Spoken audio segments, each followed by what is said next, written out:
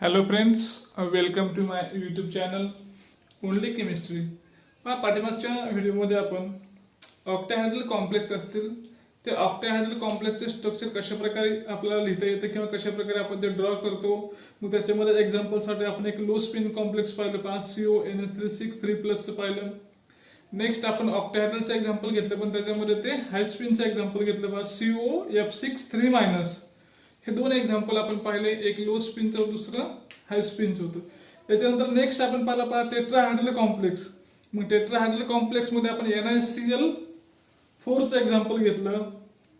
Next पाहिलं आपण tetrahedral मध्ये स्क्वेअर प्लेनर जिओमेट्रीचं एक्झाम्पल पाहिलं, NaCN4 2-. आणि लास्ट पाहिलं आपण limitations of valence band theory. Valence band थेरीचे काय लिमिटेशन्स असतील ते लिमिटेशन्स आपण पाठीमागच्या व्हिडिओमध्ये पाहिले होते.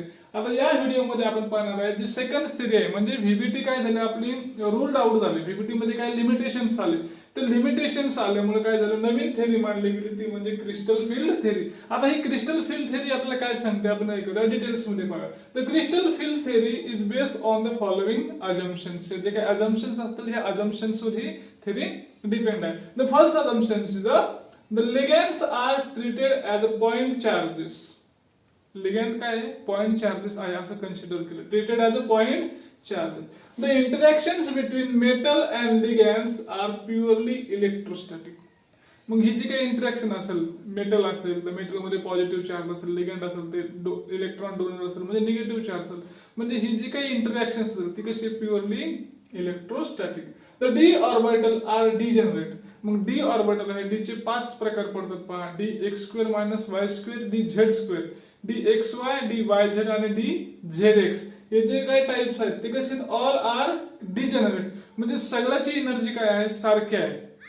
म्हणजे जी एनर्जी DXY ची आहे तीच YZ ची आहे, तीच DZX ची आहे. तीच एनर्जी DX² - Y² ची आहे आणि तीच एनर्जी DZ² ची आहे. सगळ्याची एनर्जी सारखी आहे, त्याला म्हणतो आपण डिजेनरेट ऑर्बिटल. डिजेनरेट म्हणजे सारखी एनर्जी आहे त्याच्यामध्ये. Ligand approach with metal ion, they create a crystal field around the metal. मग लिगॅंड काय होते, मेटलच्या सराउंडिंगने काय करते, अप्रोच होते, सराउंडिंग जमा होते. मग सराउंडिंगने जमा झाल्यानंतर ते काय करते, एक क्रिस्टल फील्ड तयार करते. कशाच्या भोवती, आपला जो काही मेटल सेंट्रल मेटल असेल त्या सेंट्रल मेटलच्या भोवती काय होतं, एक फील्ड तयार होतं, त्याला म्हणतो आपण क्रिस्टल फील्ड म्हणतो. आता हे क्रिस्टल फील्डचे परत 2 टाइप पडतात पहा. If a crystal field is a symmetrical, crystal field symmetrical असेल, सारखं असेल, द डिजेनरसी रिमेन्स इंटॅक्ट. म्हणजे ते जे काय डी ऑर्बिटल आहे त्याची जी काय डिजेनरसी असेल, म्हणजे त्याची सगळ्यांची एनर्जी सारखी आहे, ती काय राहते, सारखीच राहते. सिमेट्रिकल, द डिजेनरसी रिमेन्स इंटॅक्ट, सगळ्यांची एनर्जी सारखी राहते. Usually field created is not symmetrical. परंतु काय होतं, ते जे काही फील्ड क्रिएट झालं ते कसं असतं, आपलं सिमेट्रिकल नसतं, म्हणजे ते अनसिमेट्रिकल असतं. Is not a symmetrical and D orbital split into 2 set. आणि मग हे डी ऑर्बिटल काय होतं, 2 सेट मध्ये काय होतं ते विभागलं जातं. त्यातला पहिला सेट आहे पहा, DXY, DYZ आणि DZX. DXY, DYZ आणि DZX usually referred as T2G. Usually referred as T2G and DX² - Y² and DZ² are called as EG.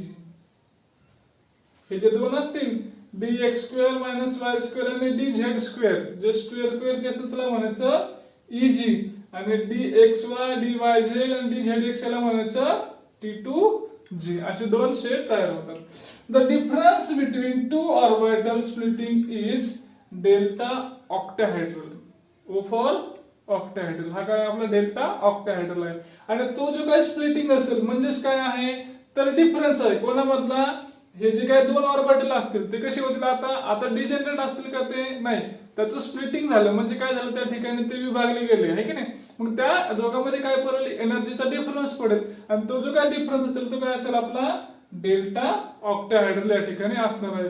किंवा त्याला आपण ही जी काही व्हॅल्यू आहे डेल्टा ऑक्टाहेड्रल हे 10 DQ असते पहा, 10 DQ व्हॅल्यू असते, आपण पाहणार आहे पुढे ते.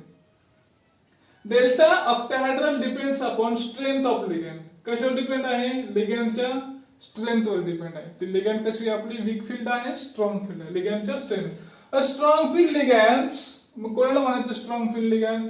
ज्या लिगॅंड मध्ये कार्बन, नायट्रोजन किंवा फॉस्फरस हे डोनर ऍटम्स आहेत. कार्बन, नायट्रोजन किंवा phosphorus. Therefore, Cn minus Nc minus isocyanide, CO, NH3, EDTA and ethylene diamine. Ethylene diamine are strong ligand. हे ligand कशी आपल्या strong field ligands आहेत. They cause larger splitting and pairing of electron is possible. Larger splitting मध्ये म्हणजे काय? जर ती ligand असेल तर दोघांमध्ये जो डिफरन्स असेल तो लार्ज डिफरन्स असतो. डिफरन्स लार्ज आहे म्हणजे इलेक्ट्रॉनला इथून इकडे जायला एनर्जी काय लागेल? जास्त लागेल.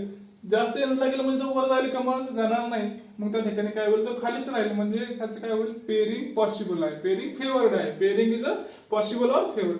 They form low spin complex. आणि ते काय करतात? लो स्पिन कॉम्प्लेक्स तयार करतात. मग पहा इथं संबंध लिहायचा आपल्याला. स्ट्रॉंग फील्ड लिगॅंड असेल तर काय तयार होतं? लो स्पिन कॉम्प्लेक्स तयार होतं. वीक फील्ड लिगॅंड्स मग कोणते वीक फील्ड लिगॅंड आहेत? तर halogen, sulphur, oxygen. Halogen, sulphur, oxygen that is a fluoride, chloride, bromide, iodide, SCN thiocyanide and C2,4 oxalate ion. These are the weak field ligand. मग याच्यामध्ये काय होतं? In this ligand, the delta octahedral parameter is smaller as compared to the energy required for pairing of electron, which is called as electron pairing energy. मग ही जी काय value आहे delta 0 ही काय आहे? कमी व्हॅल्यू आहे की नाही? दोन एनर्जीचा डिफरन्स जो असणार आहे तो डिफरन्स कमी आहे. आणि हा डिफरन्स कमी आहे म्हणजे इलेक्ट्रॉन आपला खालची लेवल असेल तिथून वरच्या लेवलला जायचं असेल तर काय होईल? तो पटकन जाईल. त्याला एनर्जी कमी लागते ना. म्हणजे हा डिफरन्स कसा आहे? आपला पॅरामीटर इज स्मॉलर. त्यामुळे इलेक्ट्रॉनचं काय होणार आहे? पेअरिंग त्या ठिकाणी पॉसिबल असणार नाही. इथे कसं आहे? हाय लो स्पिन आहे, एनर्जीचा डिफरन्स जास्त आहे म्हणजे पेअरिंग त्या ठिकाणी पॉसिबल आहे. आणि ही जी काही पेअरिंगला जी काही एनर्जी लागते त्याला म्हणतो आपण electron pairing energy. Electron pairing energy. मग ही इलेक्ट्रॉन पेअरिंग आहे किंवा मग लिगॅंड दिलेले आपल्याला वीक फील्डचे लिगॅंड आहेत, स्ट्रॉंग फील्डचे लिगॅंड आहेत. मग या लिगॅंडची जी काही ऑर्डर असेल ती लिगॅंडची ऑर्डर आता आपण नेक्स्ट पाहणार आहे. पहा लिगॅंडची ऑर्डर कशा प्रकारे आहे. मग ह्याचे काही लिगॅंड्स आहेत पहा. मग ह्या लिगॅंडची ऑर्डर दिलेली आहे आपल्याला. मग ते आपलं वीक फील्ड आहे का स्ट्रॉंग फील्ड आहे? लिगॅंडची ऑर्डर दिलेली आहे. त्या ऑर्डरनुसार आपण ठरवू शकतो ते वीक फील्ड आहे का स्ट्रॉंग फील्ड आहे. पहा याप्रमाणे ऑर्डर दिलेली आहे. Increasing order. Iodide, bromide, chloride, fluoride म्हणजे हॅलोजन असतील ते अगदी वीक फील्ड लिगॅंड आहे. त्याच्यानंतर हायड्रॉक्साइड आहे, ऑक्झलेट्स आहे, NCS आहे, EDTA, NH3, CN आणि CO असं म्हणतील आपल्याला.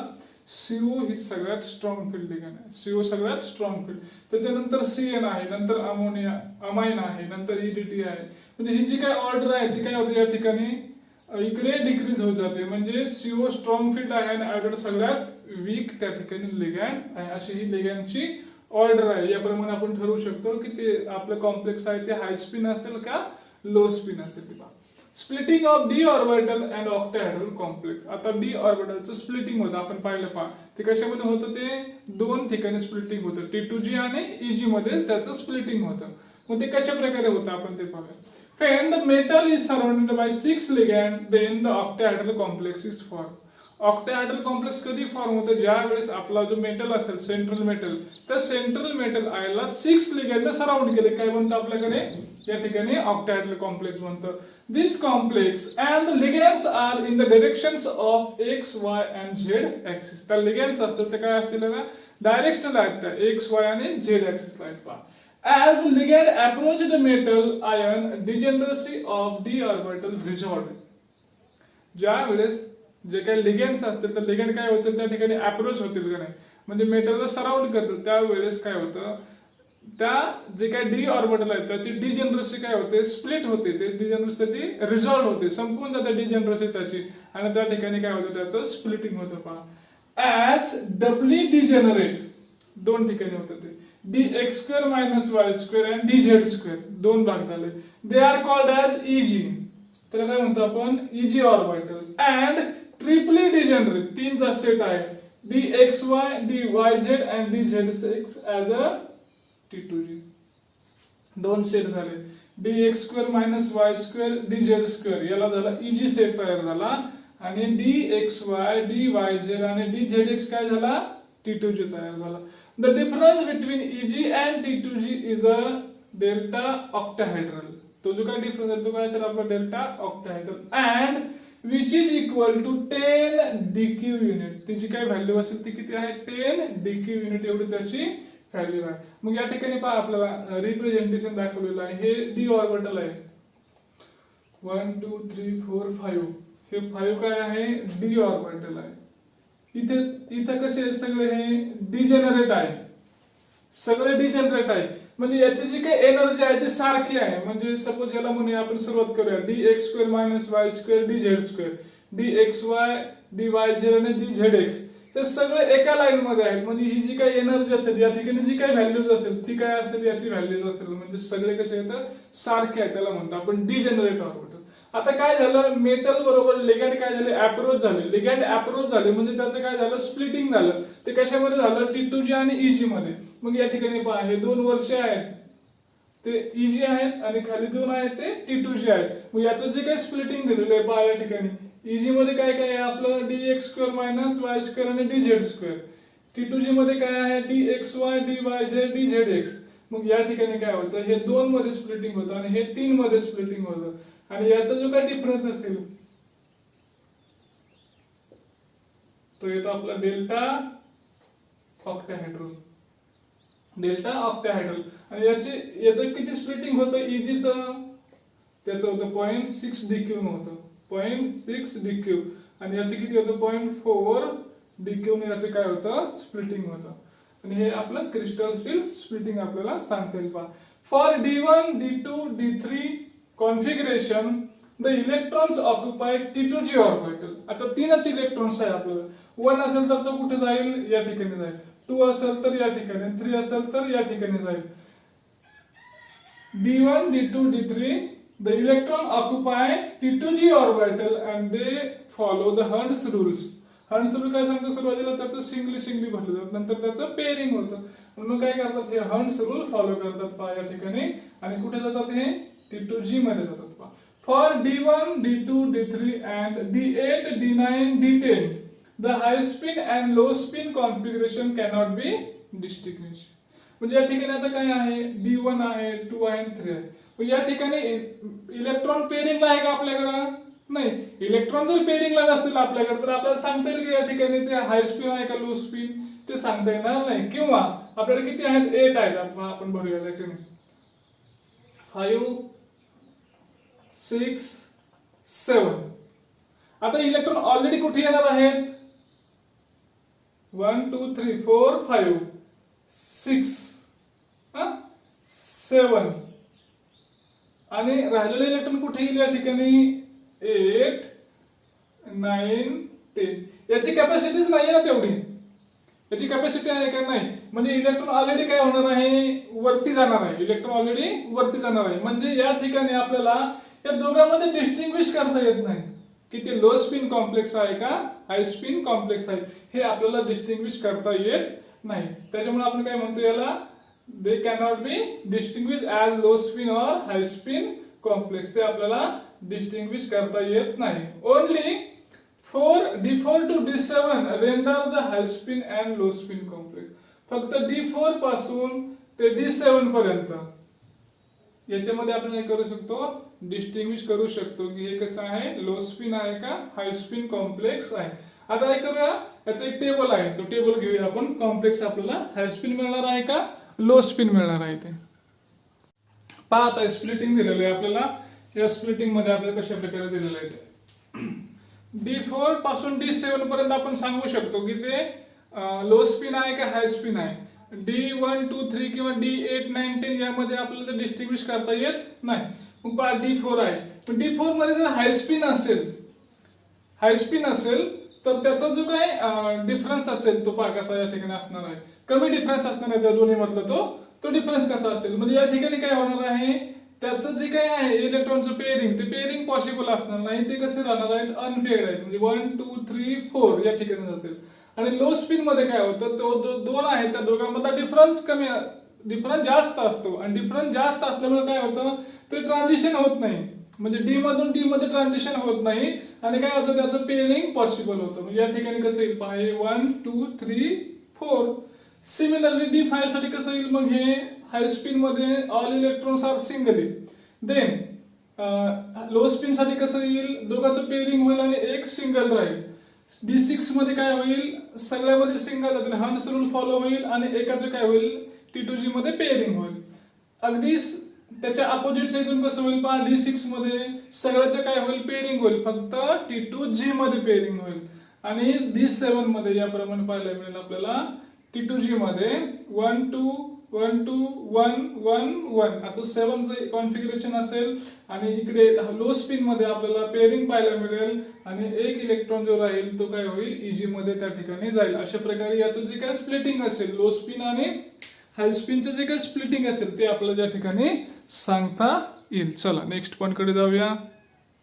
नेक्स्ट आहे पहा, factors affecting crystal field splitting parameter.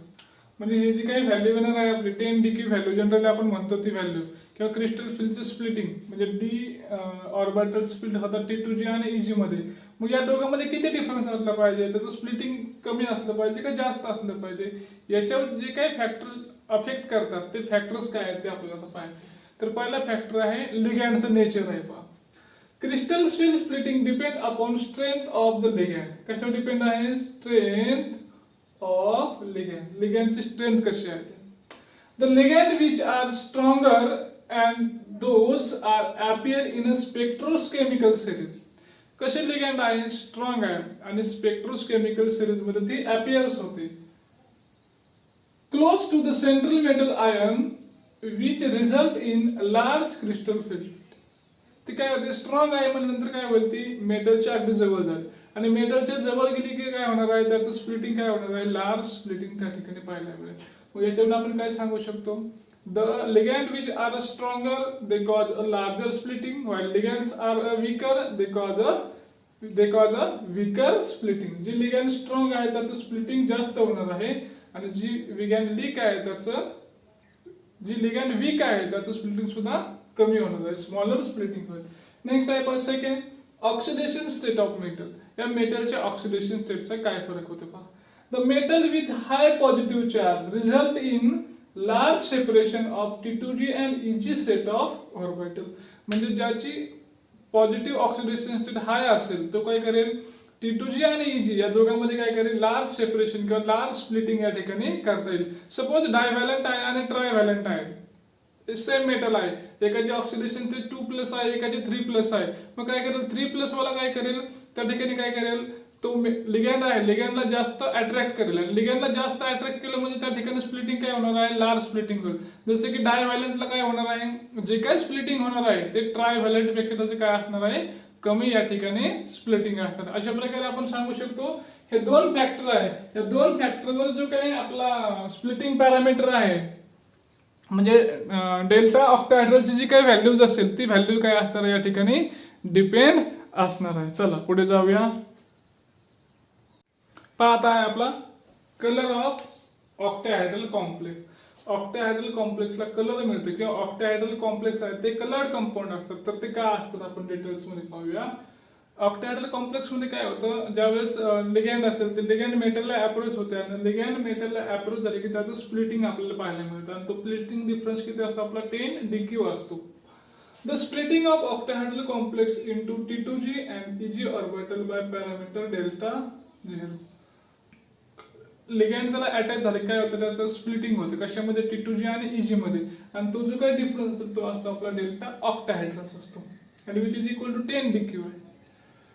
Delta octahedral can be measured from experiments. तो एक्सपेरिमेंटल आपण फाइंड आउट करतो, मेजर करतो. And delta octahedral correspond to certain frequency of electromagnetic radiation. ती जी काही व्हॅल्यूज असेल ती काय असते, इलेक्ट्रोमॅग्नेटिक रेडिएशनशी कुठेतरी त्याचा संबंध आलेला असतो. Usually in the visible region. मग ते कुठे येतं, व्हिजिबल रिजन मध्ये त्याचा फ्रिक्वेन्सी येते पहा. A colour complementary to the observe frequency is thus observe. मग ते जे काय फ्रिक्वेन्सी असेल त्या फ्रिक्वेन्सीचा कलर काय केला त्या ठिकाणी, जे कॉम्प्लेक्स असेल ते कॉम्प्लेक्स सायकलचा कलर तो ऑब्झर्व करतो. For example titanium H2O 6 3+ complex.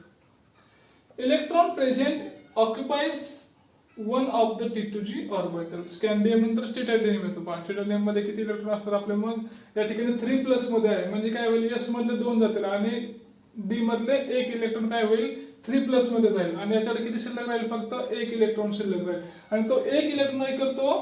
T2G orbital occupy करतो. मग T2G मध्ये आपल्याला 1 इलेक्ट्रॉन पाहायला मिळाला. मग ही ग्राउंड स्टेट आहे त्याची. ग्राउंड स्टेट मध्ये काय झालं? 1 इलेक्ट्रॉन पाहायला मिळेल.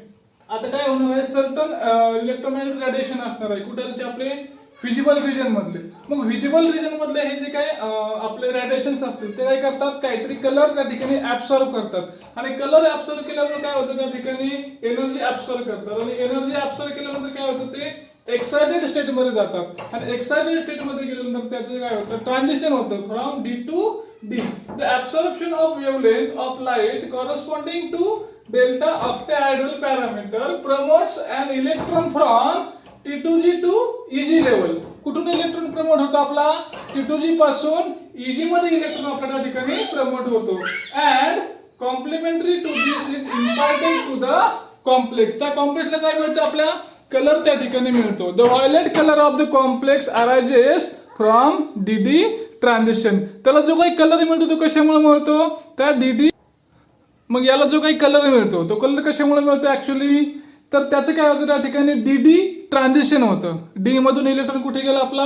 D मध्ये गेला. म्हणजे T2G मधून तो कुठे गेला?